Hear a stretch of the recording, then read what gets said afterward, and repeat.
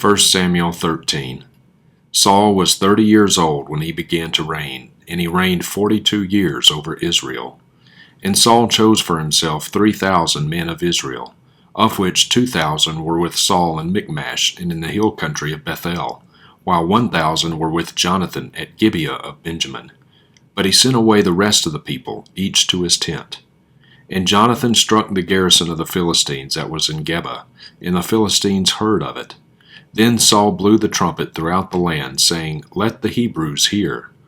Then all Israel heard the news that Saul had struck the garrison of the Philistines, and also that Israel had become odious to the Philistines. The people were then summoned to Saul at Gilgal. Now the Philistines assembled to fight with Israel, 30,000 chariots and 6,000 horsemen, and people like the sand which is on the seashore in abundance. And they came up and camped at Michmash, east of Bethaven. Now the men of Israel saw that they were in a strait, for the people were hard pressed. Then the people hid themselves in caves, in thickets, in cliffs, in cellars, and in pits. Also some of the Hebrews crossed the Jordan into the land of Gad and Gilead. But as for Saul, he was still in Gilgal, and all the people followed him, trembling. So we waited 7 days, according to the appointed time set by Samuel. But Samuel did not come to Gilgal, and the people were scattering from him. So Saul said, "Bring near to me the burnt offering and the peace offerings." And he offered the burnt offering. And as soon as he finished offering the burnt offering, behold, Samuel came, and Saul went out to meet him and to greet him. But Samuel said, "What have you done?" And Saul said, "Because I saw that the people were scattering from me, and that you did not come within the appointed days, and that the Philistines were assembling at Michmash, therefore I said, Now the Philistines will come down against me at Gilgal, and I have not entreated the favor of Yahweh. So I forced myself and offered the burnt offering." And Samuel said to Saul, "You have acted foolishly. You have not kept the commandment of Yahweh your God, which he commanded you. For now Yahweh would have established your kingdom over Israel forever. But now your kingdom shall not endure. Yahweh has sought out for himself a man after his own heart, and Yahweh has appointed him as ruler over his people, because you have not kept what Yahweh commanded you." Then Samuel arose and went up from Gilgal to Gibeah of Benjamin. And Saul numbered the people who were present with him, about 600 men. Now Saul and his son Jonathan and the people who were present with them were staying in Gibeah of Benjamin, and the Philistines camped at Michmash. And the raiders came from the camp of the Philistines in 3 companies. One company turned toward Ophrah to the land of Shual, and another company turned to the way of Beth-horon, and another company turned to the way of the border which overlooks the valley of Zeboim toward the wilderness. Now no blacksmith could be found in all the land of Israel, for the Philistines said, "Lest the Hebrews make swords or spears." So all Israel went down to the Philistines, each to sharpen his plowshare, his mattock, his axe, and his goad. And the charge was 2/3 of a shekel for the plowshares, the mattocks, the forks, and the axes, and to fix the goad. So it happened on the day of battle that neither sword nor spear was found in the hands of any of the people who were with Saul and Jonathan, but they were found with Saul and his son Jonathan. And the garrison of the Philistines went out to the pass of Michmash. Romans 11. I say then, has God rejected his people? May it never be. For I too am an Israelite, a seed of Abraham of the tribe of Benjamin. God has not rejected his people whom he foreknew. Or do you not know what the Scripture says in the passage about Elijah, how he appeals to God against Israel? "Lord, they have killed your prophets, they have torn down your altars, and I alone am left, and they are seeking my life." But what does the divine response say to him? "I have left for myself 7,000 men who have not bowed the knee to Baal." In this way, then, at the present time, a remnant according to God's gracious choice has also come to be. But if it is by grace, it is no longer of works.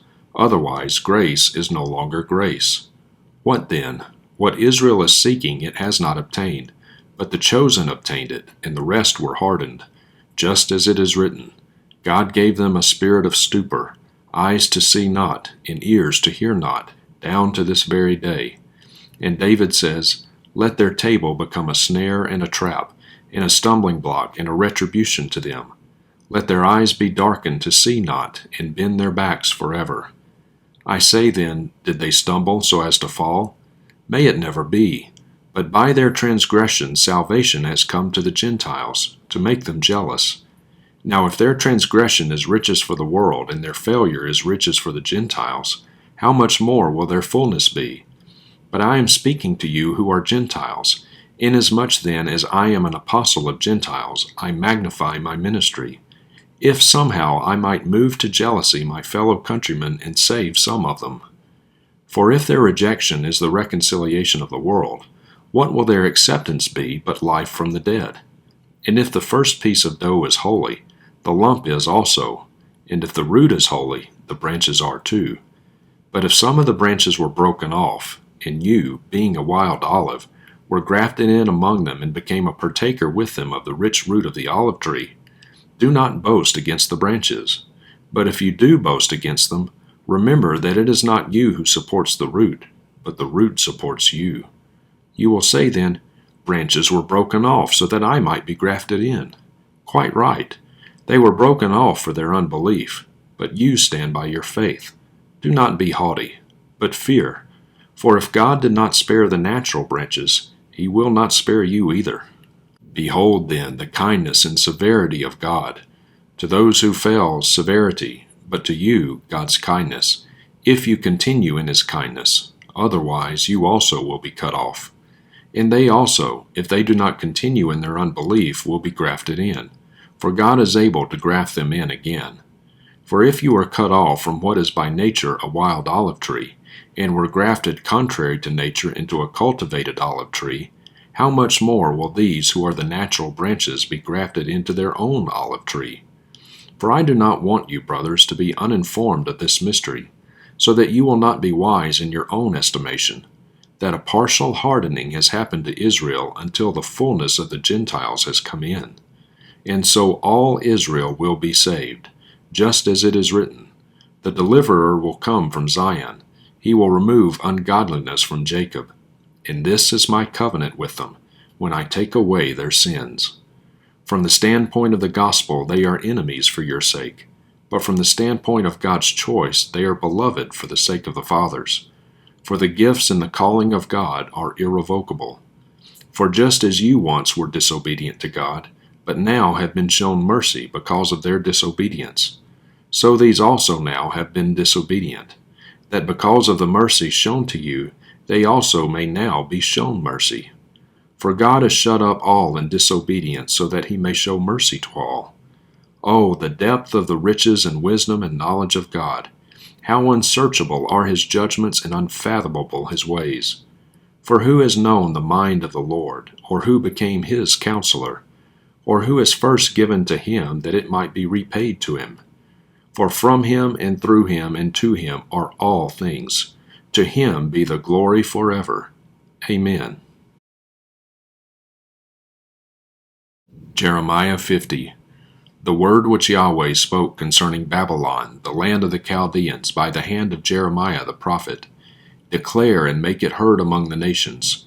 Make it heard and lift up a standard. Do not conceal it, but say, Babylon has been captured. Bel has been put to shame. Marduk has been shattered. Her images have been put to shame. Her idols have been shattered. For a nation has come up against her out of the north. It will make her land an object of horror, and there will be no inhabitant in it. Both man and beast have wandered off. They have gone away. In those days and at that time, declares Yahweh, the sons of Israel will come, both they and the sons of Judah as well. They will go along weeping as they go, and it will be Yahweh their God they will seek. They will ask for the way to Zion, turning their faces in its direction and saying, Come, in order that they may join themselves to Yahweh in an everlasting covenant that will not be forgotten. My people have become lost sheep. Their shepherds have led them astray. They have made them turn away on the mountains. They have gone along from mountain to hill and have forgotten their resting place. All who came out against them have devoured them, and their adversaries have said, We are not guilty, inasmuch as they have sinned against Yahweh, who is the abode of righteousness, even Yahweh, the hope of their fathers. Wander away from the midst of Babylon, and go forth from the land of the Chaldeans. Be also like male goats at the head of the flock. For behold, I am going to arouse and bring up against Babylon an assembly of great nations from the land of the north, and they will arrange their battle lines against her.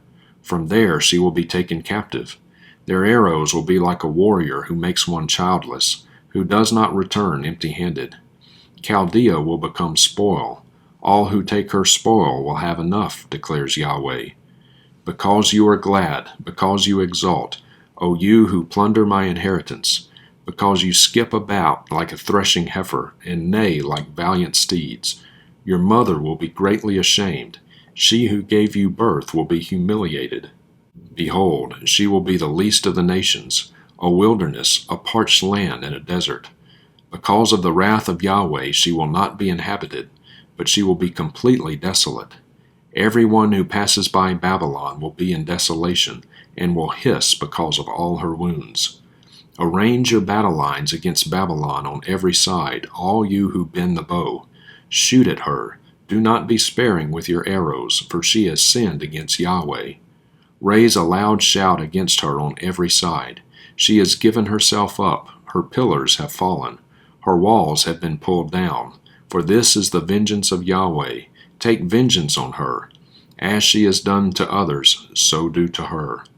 Cut off the sower from Babylon, and the one who seizes the sickle at the time of harvest. From before the sword of the oppressor they will each turn back to his own people, and they will each flee to his own land. Israel is a scattered flock. The lions have banished them away. The first one who devoured him was the king of Assyria, and this last one who has broken his bones is Nebuchadnezzar, king of Babylon. Therefore, thus says Yahweh of hosts, the God of Israel, Behold, I am going to punish the king of Babylon and his land, just as I punished the king of Assyria. And I will return Israel back to his pasture, and he will graze on Carmel and Bashan, and his desire will be satisfied in the hill country of Ephraim and Gilead. In those days and at that time, declares Yahweh, search will be made for the iniquity of Israel, but there will be none, and for the sins of Judah, but they will not be found. For I will pardon those whom I leave as a remnant. Against the land of Merathaim, go up against it, and against the inhabitants of Pekod.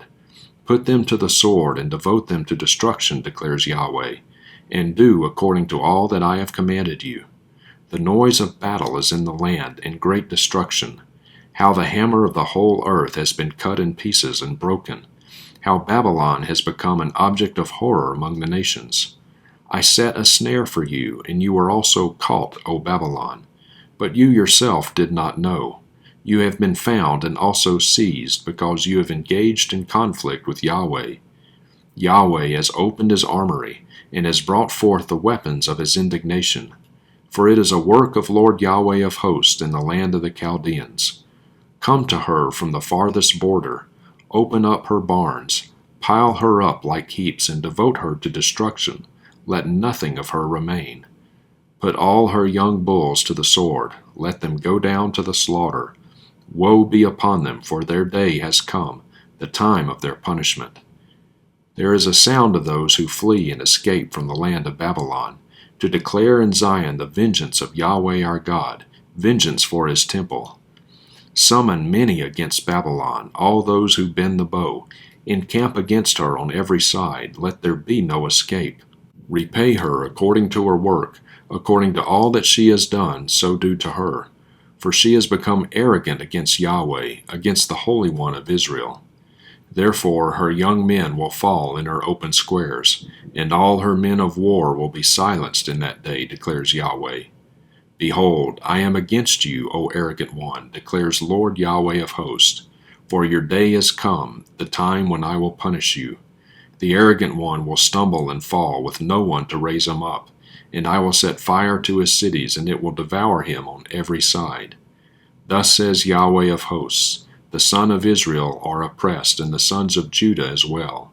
And all who took them captive have held them fast, they have refused to let them go. Their Redeemer is strong, Yahweh of hosts is his name. He will vigorously plead their cause, so that he may bring relief to the earth, but turmoil to the inhabitants of Babylon. A sword against the Chaldeans, declares Yahweh, and against the inhabitants of Babylon, and against her officials and her wise men. A sword against the oracle priests, and they will become fools. A sword against her mighty men, and they will be shattered. A sword against their horses, and against their chariots, and against all the foreigners who are in the midst of her, and they will become women. A sword against her treasures, and they will be plundered. A drought on her waters, and they will be dried up. For it is a land of graven images, and they are mad over terrifying idols. Therefore the desert creatures will live there along with the jackals. The ostriches also will live in it, and it will never again be lived in or dwelt in from generation to generation. As when God overthrew Sodom and Gomorrah with its neighbors, declares Yahweh, no man will live there, nor will any son of man sojourn in it. Behold, a people is coming from the north, and a great nation, and many kings will be aroused from the remote parts of the earth. They seize their bow and javelin. They are cruel and have no compassion. Their voice roars like the sea, and they ride on horses, arranged like a man for the battle against you, O daughter of Babylon. The king of Babylon has heard the report about them, and his hands hang limp. Distress has taken hold of him, agony like a woman in childbirth.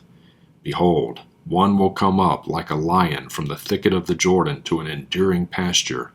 For in an instant I will make them run away from it, and whoever is chosen I will appoint over it. For who is like me, and who will summon me into court? And who then is the shepherd who can stand before me? Therefore hear the counsel of Yahweh which he has counseled against Babylon, and his purposes which he has purposed against the land of the Chaldeans. Surely they will drag them off, even the little ones of the flock. Surely he will make their pasture desolate because of them. At the sound, Babylon has been seized, the earth is shaken, and an outcry is heard among the nations. Psalm 28 of David. To you, O Yahweh, I call. My rock, do not be silent to me, lest if you are hesitant toward me, I will become like those who go down to the pit. Hear the voice of my supplications when I cry to you for help, when I lift up my hands toward your holy sanctuary. Do not drag me away with the wicked and with workers of iniquity, who speak peace with their neighbors, while evil is in their hearts. Give to them according to their work and according to the evil of their actions. Give to them according to the deeds of their hands. Return their dealings upon them, because they do not regard the works of Yahweh nor the deeds of his hands. He will tear them down and not build them up. Blessed be Yahweh, because he has heard the voice of my supplications. Yahweh is my strength and my shield. My heart trusts in him, and I am helped. Therefore my heart exults, and with my song I shall thank him. Yahweh is their strength, and he is a strong defense of salvation to his anointed. Save your people and bless your inheritance. Be their shepherd also, and carry them forever. Psalm 29, a psalm of David. Ascribe to Yahweh, O sons of the mighty. Ascribe to Yahweh glory and strength. Ascribe to Yahweh the glory of his name. Worship Yahweh in the splendor of holiness. The voice of Yahweh is upon the waters. The God of glory thunders. Yahweh is over many waters. The voice of Yahweh is powerful. The voice of Yahweh is full of splendor. The voice of Yahweh breaks the cedars. Indeed, Yahweh breaks in pieces the cedars of Lebanon. He makes Lebanon skip like a calf and Sirion like a young wild ox. The voice of Yahweh hews out flames of fire. The voice of Yahweh causes the wilderness to tremble. Yahweh causes the wilderness of Kadesh to tremble. The voice of Yahweh makes the deer to calve and strips the forest bare. In his temple everything says, Glory. Yahweh sat enthroned over the flood. Indeed, Yahweh sits as king forever. Yahweh will give strength to his people. Yahweh will bless his people with peace.